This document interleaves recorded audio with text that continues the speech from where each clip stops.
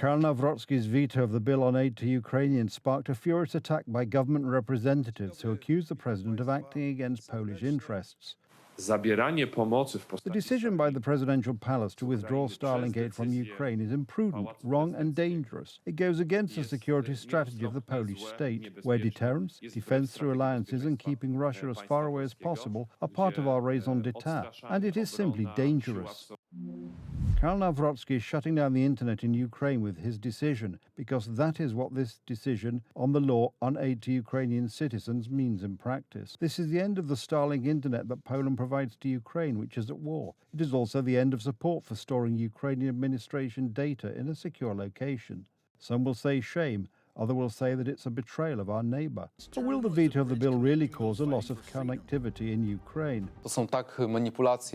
These are such low-level manipulations that it is a pity to even comment on them. President Karol Nawrocki vetoed this bill, which was pushing for these privileges for Ukrainian citizens. However, we are immediately presenting our own bill, without this component of 800-plus benefits or healthcare for unemployed people who do not pay contributions. But in this bill, we can certainly uphold issues such as Starlink for Ukraine on the front line, right? It's not mutually exclusive at all. So all the government needs to do is to get to work and deal with the president's bill in September, and then the aid that is useful on the battlefield will be maintained. But instead of talking about working on the bill, we'll read more posts insulting the head of state. I believe that the money for the Starlink communication system, which is used to fight the Russian orcs, should be deducted from the budget of the totalitarian chancellery. President Karol Nawrocki is not a man who can be blackmailed in this way. Anyway, he represents a nation, so how can the nation be blackmailed in this way? That they will make legislative darts under the title, "Do you want cheaper energy?"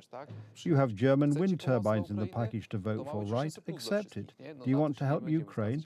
It's supposed to be 800-plus benefits for everyone, right? Well, we will absolutely not agree to that. We will not play along like that. All the more so because the current government is showing incredible hypocrisy. Through his veto, President Nawrocki is implementing his election campaign promise, which was identical to the slogans proclaimed by Polish Prime Minister Tusk and the President of Warsaw, Trzaskowski.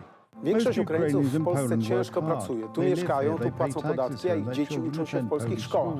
To absolutnie jasne, że powinni otrzymywać 800+. Natomiast tym, którzy w Polsce nie pracują, 800+ się nie należy.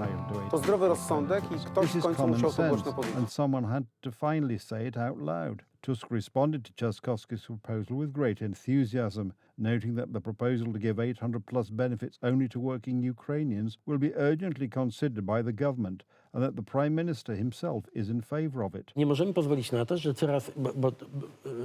We cannot allow anyone to exploit our social security system on an ever-increasing scale. We will not tolerate the exploitation of Polish taxpayers' money by those who are scheming to take advantage of it. Interestingly, even today they admit that they also demand that 800-plus benefits be given only to working Ukrainians.